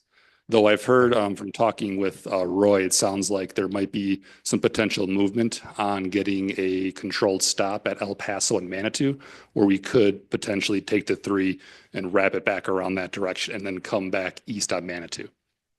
Yeah, Right. that is, we've signed a letter of support a year or 2 ago for that, to get Route 3 off of El Paso.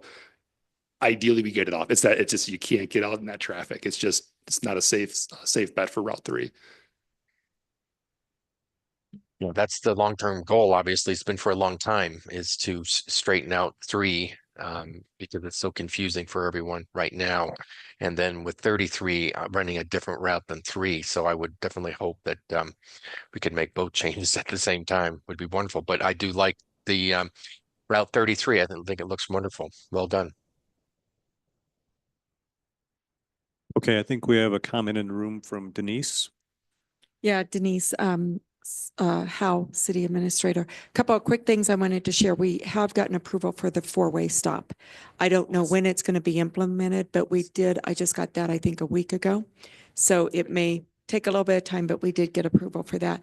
The other thing I wanted to share is I heard after we spoke that we will not be able to go into Dillon until we're at the final concept and we implement that.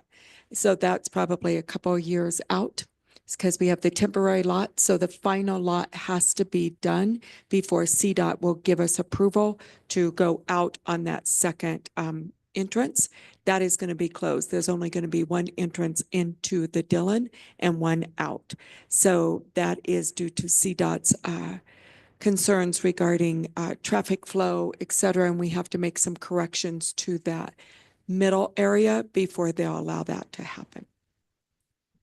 Kind of a concept question. Is there enough room in the lot? And a lot of people that have been around me long enough know that I do not like running buses through parking lots. However, is there enough room in the lot to make that turnaround to get the bus back out? I don't know. You'll have to go look at that. Okay.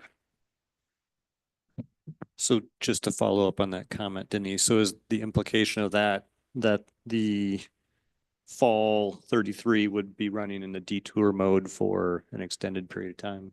Yeah, until we have the funding to go ahead and do the next one. So I'm anticipating that's a couple years out, but it just depends on funding and how we move forward. So yeah.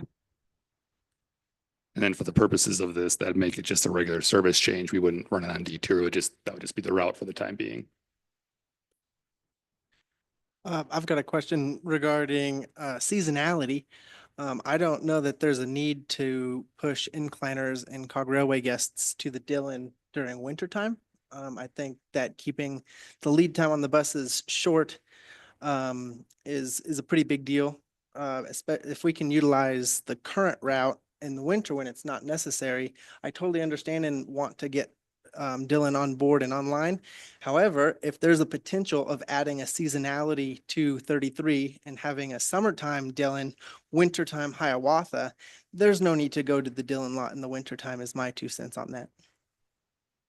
Yeah, and I don't know how this service change will be, so that's a great idea. The other thing is maybe 36 is no longer 36, but becomes 33. So we have 3 33s running during the summer, which is the busiest time.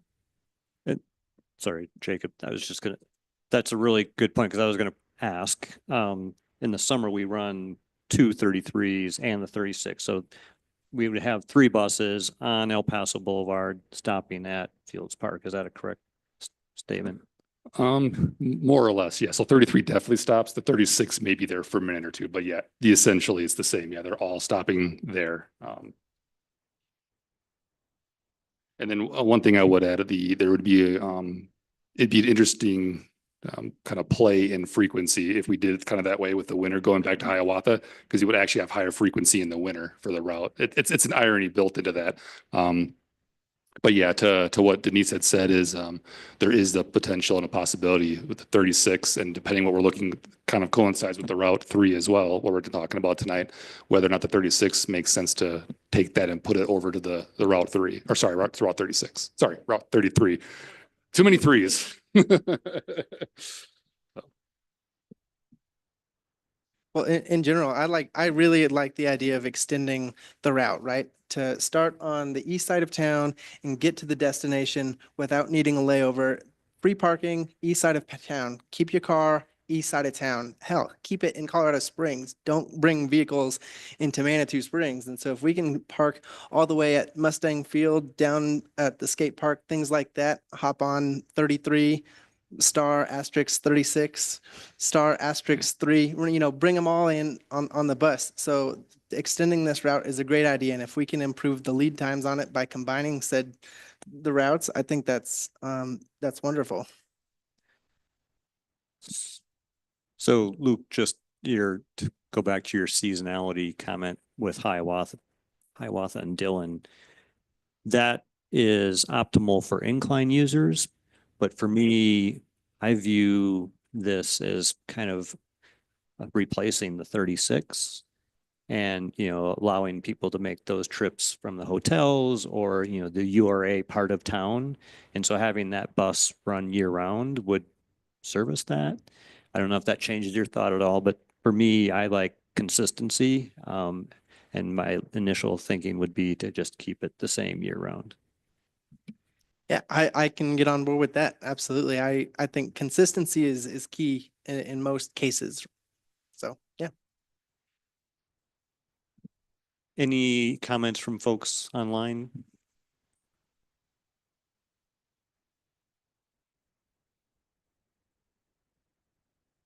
Okay, so no comments. So this is in our action items. So I believe James, are we looking for a vote from the board to support moving this forward? Carl, Um, sorry. Carl, sorry. Can I just jump in? It's Corey. Go ahead, Corey. Yeah, just wanted to say I'm listening to the presentation and I'm really grateful. Really glad to make connection with Mountain Metro and look forward to. I mean, it's very obvious you've got expertise in this, and I'm looking forward to more conversations about this. So thank you for being here, and yeah, thanks for sharing your suggestions. We're really grateful. I do have one more question. Should the plan as proposed, which is both the detour and, well, it is what it is. I would like to see a bus stop at Chase Bank and across the street at the Villa, so we can access and utilize Hiawatha still. Even though it won't turn into Old Man's Trail, I understand that would add time to the bus. We do have a very large population of people parking at Hiawatha, and to have the bus just highball it past that main parking lot would not necessarily be great. I like the idea of having at least the main parking lot in town. I understand the express route, right, have minimal stops. We don't want to stop at every stop in town. But Hiawatha, this board has discussed, and it's in planning processes of Hiawatha being a mobility hub. So to have any buses just go right past is not ideal. Having some kind of bus stop at Chase Bank for westbound users picked up, and then also at the Villa across the street would be great too. So they don't have to, of course, stay on the bus round trip just to get back to the Hiawatha parking lot. So I hope that makes sense. That can be accommodated. Denise, go ahead.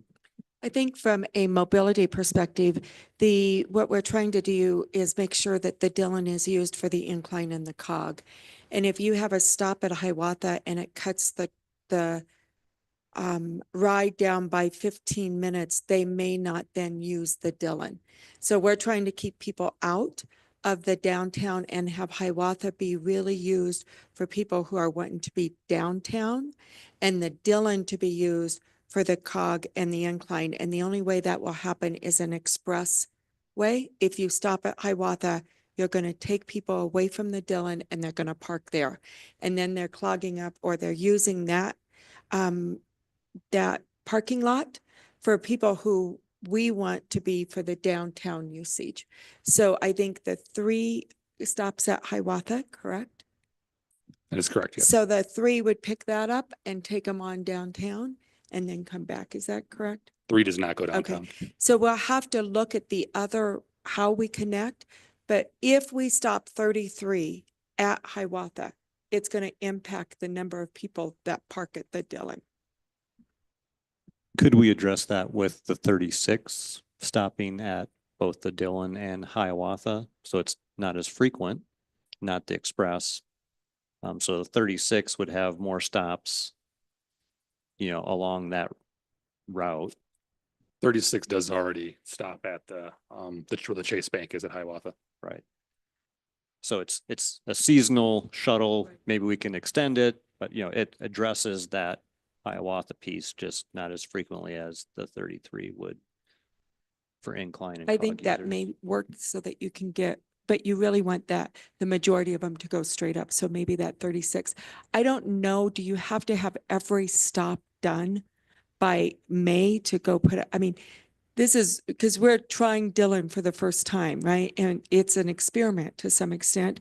And we need time to be able to say, hey, we should stop here, or no, we shouldn't. So can we change stops, or do you have to have all that? We need to at least have an idea where we're going to be putting stuff. It'd be easier to say, here's where the stops are going to be, and then it might be delayed to get them on there, if that makes sense. So if we As say, opposed to here's kind a of stop, piecemealing it. but when we may not use that stop. It may be a period of time before it's in use. Yes, we've done that before. Some other stuff to get approval on bus stops. And as well to add in, and it's the next topic, but if we do have success with the 3 being free, that as well stops at Hiawatha and would potentially address some of that.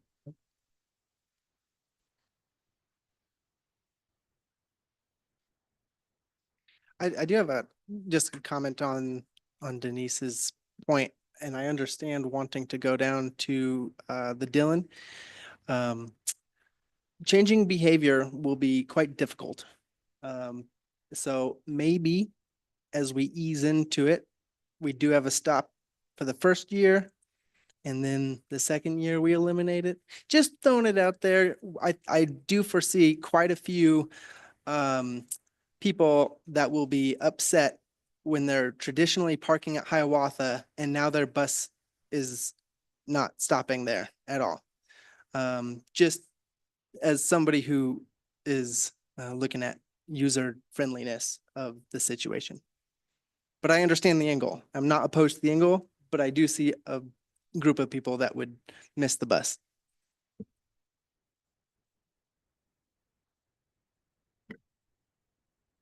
Okay, any other comments or questions? So circling back, so this is on our action item list for a vote. So James, can you maybe summarize what you think you would like to see from the board? I think really the purpose for this one was just to provide information, get feedback from the board, and kind of give us a little bit more direction on some of these proposed route options. So I don't believe we were seeking a specific vote. And this is going to council as well?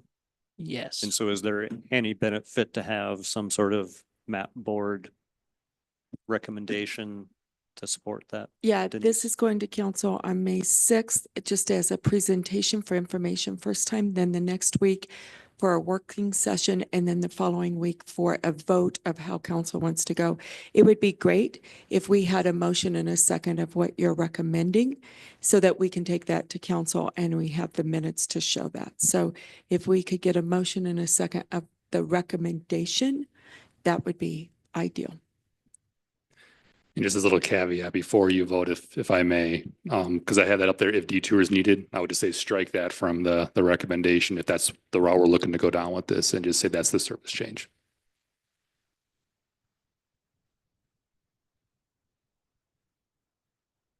So do we have anyone willing to make a recommendation on the bottom potential route 33 for fall 2025 service change that says currently if detour needed, but obviously based on the commentary and discussion, sounds like that would be in place for at least a year or more until the final Dillon lot is completed?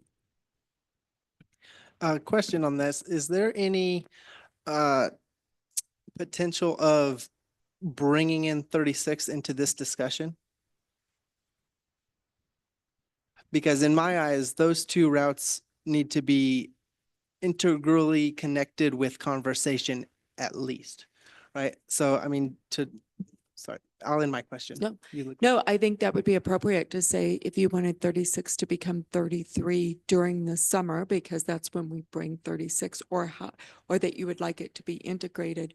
I think that's a great motion, and then that can be brought to council. And then just keep in mind, 36 doesn't operate after September. So in terms of how that integration would work in an agreement is kind Sure. of in the air too. I look at this and I do see, I mean, it's great, right? I love the idea of extending the route. I really do. But it's hard to not involve 36 in the conversation. So Luke, are you willing to make a motion in support of this with that amendment to your motion? Yes, but I'm trying to figure out the best way to say I want to also look at 36, but yeah, I absolutely would like to do that. Well, and I think, sorry, just to jump in really quick. So I believe based on Denise's and Jacob's comment, you know, the 36 is summer only. So if we say we want to discuss that and make changes, that would be go into effect next year. Sure, that makes sense. Yeah, so it wouldn't impact fall at all. Because it's not running in the Right. fall. You'd have to wait until next March, April, whenever it starts. I always forget the date. Well, that makes it easy. Okay. Well, I motion to approve the potential Route 33 Fall 2025 service change. As mentioned on the slide, if detour is needed, because we have noted that the detour is needed. Okay, thank you. Do we have a second? I second. Okay, let's go ahead and vote. All in favor, say aye. Aye. Aye. Aye. Corey votes aye. Thank you. Passes unanimously. Mr. Chair, I apologize. I need to drop off now. I think you still have quorum, right? Yes, we do. Thank you, Corey. Okay. Thank you, everyone. Have a good night. And we can let the record show that Corey dropped off at 6:50 PM. All right, so on to part two. First of all, has everyone gotten, I had sent out in advance a 4-page kind of summary of what's in this proposal. Was that included in the packet? Yes. Okay, good. So I won't take too much out of that since you've had that in front of you. So if you want to go to the next slide, please. So pretty much I have these kind of 4 main topics to discuss. One is the Route 3 overview, just give you a quick breakdown from my understanding. You guys have a pretty good understanding, so I should be able to breeze through that. And then kind of the bulk of this is going over that Route 3 fare free cost share proposal that we put together. That'll probably be the bulk of this. We kind of have already hit on the third bullet there quite a bit, which is why it was good to go to the Route 33/3/36 discussion. And then finally, at the end of this, looking for your recommendation to City Council for what we're proposing for the free cost share. So that's kind of a quick breakdown of what we're going over. So next, please. So Route 3, for those of you that are not aware, starts at our downtown terminal, down off of Kiowa and Nevada, pretty much works its way along Colorado, then Manitou Ave and over to Old Man's Trail. It's a 30-minute frequency as it currently stands, Monday through Sunday, and then on Saturday and weekday evenings, it's also 30 minutes. And then on Saturday evenings, it drops to the 60-minute frequency. At present, its peak is 30 minutes, but we do have a future desire to bring it to 15. Now, depending where the conversation goes in terms of what we see from the Route 3 in the future, it gets a little more complicated as to how many more vehicles are needed for that, depending what we do with the route. But the desire is to go to 15 minutes. This is the next bus or the next bus service or route based on our ridership that makes sense to go to 15 minutes. It's the next highest ridership route to do that on. So it is our intent to do that in the future. Next slide, please. So right here is the cost share. So basically it's a cost share between Colorado Springs and Manitou Springs. This is what we're proposing. It's approximately 75% covered through our parking division. That's who is looking to put forth the almost 150,000 for going fare free. And then we're seeking from you guys for your recommendation for council to chip in the other $52,222. So you'll see the breakdown up above. The way this cost is derived is we have using our 2019 data information, we see about an 89 cent per trip fare box recovery. So what that means is we have our fare is $1.85 or sorry, $1.75, and our reduced fare is 85 cents. We also have a series of different pass options, reduced fares for people with disabilities, youth, seniors, all these things. If you kind of put them all together, we're seeing 89 cents. That's where we derive the number from. The number that you see for Manitou Springs is goes basically from the where Safeway is, so 32nd and I think it's Colorado at that point, 32nd in Colorado, all the way into Manitou Springs, both directions. So we looked at the ridership from the route and basically derived this number. And actually, if you go to the next slide, you'll see the ridership that might be, it's not on the next slide, or did you double jump? Did I not put it on the slide? I think it's actually in the packet. So what we looked at for the number of riderships, I apologize for not being on this slide, is we saw 57,512 trips that basically originated at the 32nd and Manitou Ave, it coming in or coming out of Manitou. So that stretch right there is where that originated. And then the rest of them from 31st coming into Colorado Springs came out to 155,250 boardings. At this point, we have data, but it hasn't been certified yet, what's called APC, automatic passenger counters, to know where people are getting on and off at. We are seeking to get that approved in the upcoming years and have that as a data point and something that if we agree on a cost share, we would definitely share with Manitou Springs in terms of kind of where we're seeing people get on and off. And that could impact what we look at for the future cost share. So that's something to kind of keep in mind. The ridership I gave is from 2023 ridership. May ask why not 2024? When we sent this out, this was back in January. I think it was mid to late January when we sent this proposal out. We're still actually working on getting our 2024 data basically given the go-ahead. We have to go through a pretty vigorous auditing process with reporting that reports basically our trips. So we're still going through that process. We'll be wrapping that up in the next couple of months and hopefully getting the thumbs up on that.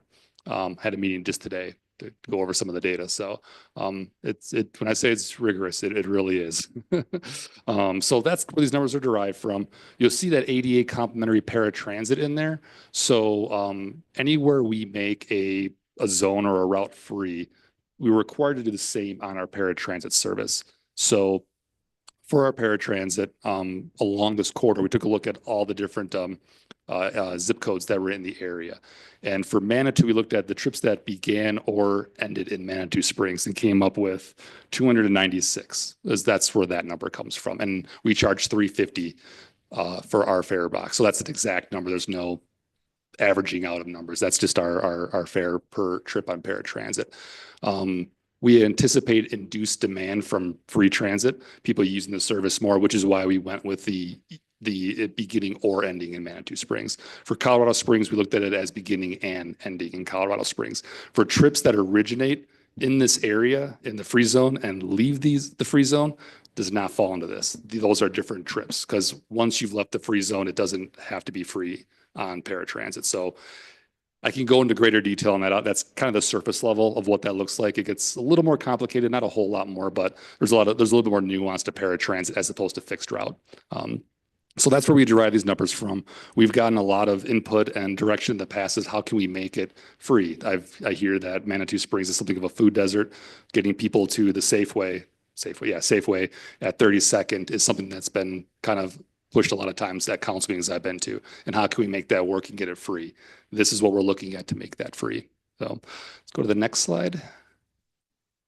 So a few important milestones. Our process it can be lengthier, and a lot of it we have to follow a lot of federal regulations and a lot of rules that we have to follow. That's why we have to make decisions, and it takes months before we can roll them out, and we can't just move like tomorrow to make a change. So one of the things that's up here, we're still looking internally at what's needed. We currently have an intergovernmental agreement with Manitou Springs for routes 33 and 36. We're looking into whether or not that can piggyback into this so we can speed our own process up. Don't have an answer today. I actually hope to have one by the time we go to council, but we have to look into what that agreement could look like. There's this Title VI analysis. Any fare change requires a Title VI analysis. This is basically a fair and equity, if you will, making sure that we're not favoring certain areas over other areas that we're taking into consideration. And so that's something we're required to do for all fare changes. This would fall under that. So that kind of lengthens the process as well.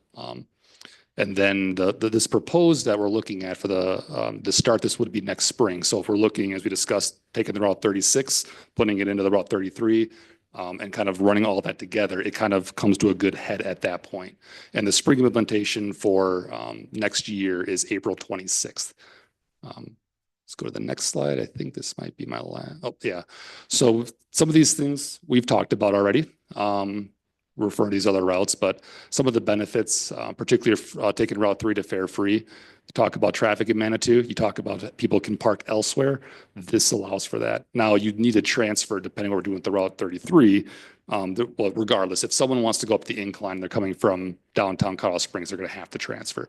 But this gives that a little bit more incentive for somebody to say, you know what, I'm going to take the bus out of downtown Colorado Springs, not clog up the parking here, take it up here and get dropped off at either if you do Hiawatha, or just have them dropped off at the Dillon lot.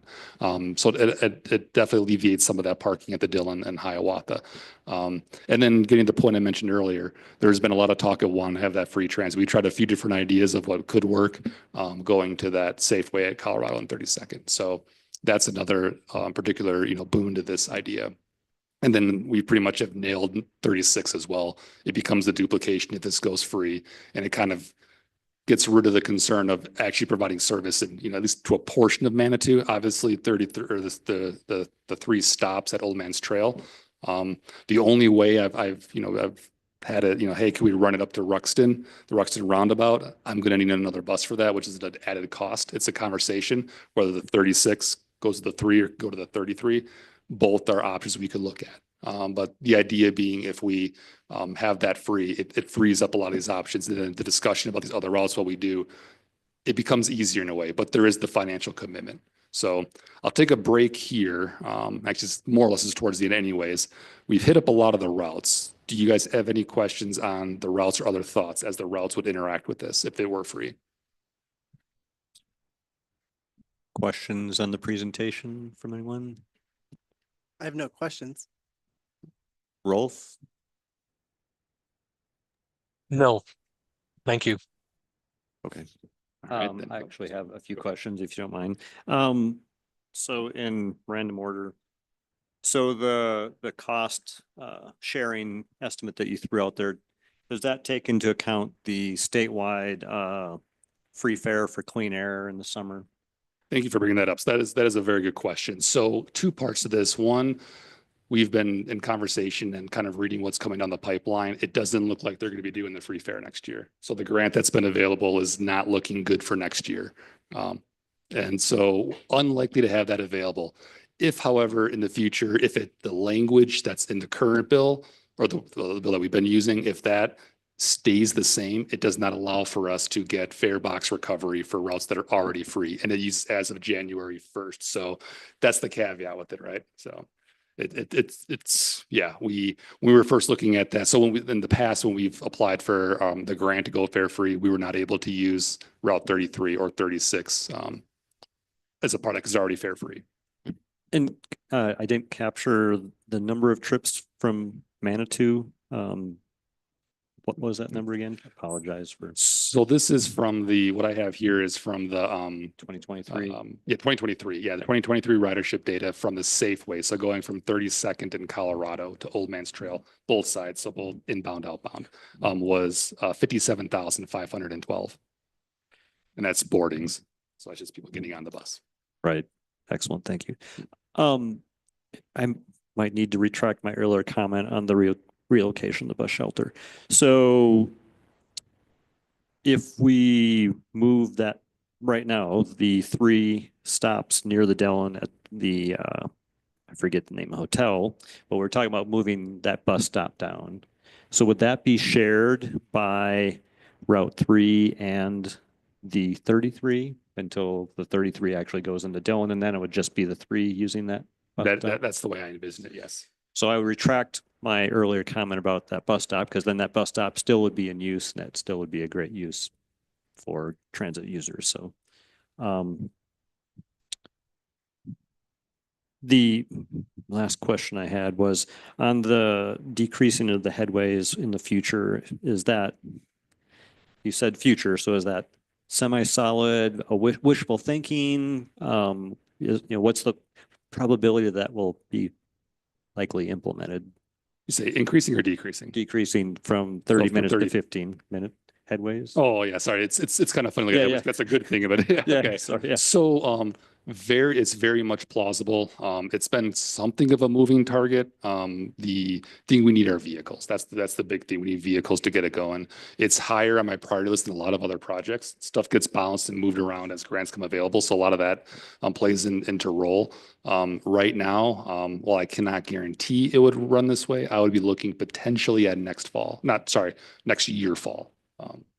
Okay. And do we have other routes in the MMT system that are at 15-minute headways today? Yes, we do. We have we have our Route 1, our Route 27. We do have the Route 33 technically falls into that range. 36 falls short of that. We have our Route 5 and 25, and then our downtown ZEB. I think I got them all. Okay, thank you.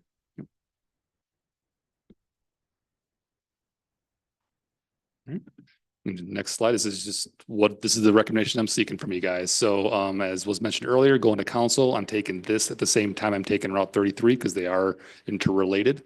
But seeking your board's recommendation, as I understand, it's a recommendation, it's non-binding. You're recommending this if you agree with the kind of the proposal I put forward to city council. So seeking Matt Board's recommendation that Manitou Springs City Council approved sharing the cost of fare-free service on Route 3 in the amount of the $52,222 for year one from April 26th to April 26th, 2026 to April 25th, 2027.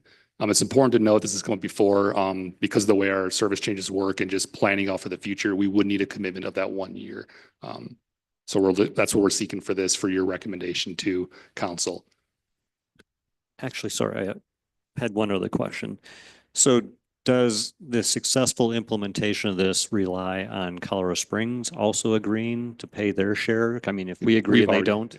Yeah, we've had conversations with our parking division, and we've already agreed internally that we're willing to fork the other 148,000. But that's great. Would that also go to the Colorado Springs City Council and potentially they have to vote on it and sign off on that? The understanding right now is no, this is within, we would take it there possibly as an informational item, but this could be signed on within within our own staff. Okay, that is the current understanding. Okay, thank you for that clarification. I just wanted to state one thing. I mean, obviously this board has no purview over the budget, the parking enterprise.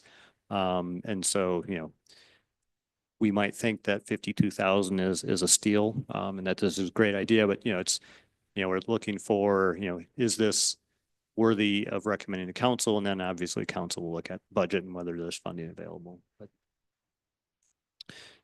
So if there are no other comments or questions, anyone willing to throw out a motion of support? Yes, I move that we submit our recommendation support for this initiative and send that to city council. Excellent. Thank you, Rolf. Second. I'd be happy to second that. Thank you, Luke. All right, let's vote. Everyone in favor, please say aye. Aye. Aye. Aye. Measure passes unanimously, sorry. Thank you all. I think that's it for me at this. The next slide is just discussion. So I think I am good. Excellent. Thank you so much for coming in. Thank you all very much. I sharing appreciate that. it. Yep.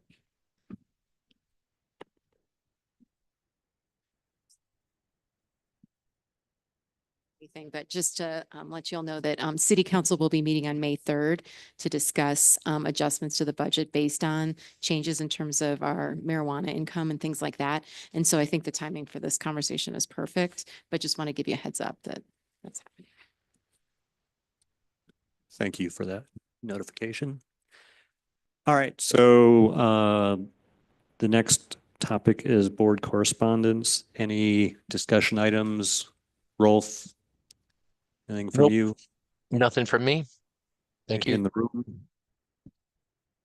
So I just have one quick thing, just for the record, James, if we can add the city council liaison update to the template for the schedule. Yeah, That would be I'll great. work to get that So that implemented. Natalie doesn't feel left out. Because Tara left her water bottle and I was trying to text her, so I wasn't listening. So you just wanted a council update? So per Denise, we officially can't talk about it since it wasn't on the agenda with public notice, but we'll get it for next month. But I mean, Yeah, I don't have anything to share anyway, honestly. I mean, Okay. you guys covered, you're on top of it and there's other things that are just in discussion, so I'll be prepared for next month. okay, thank you. Yep.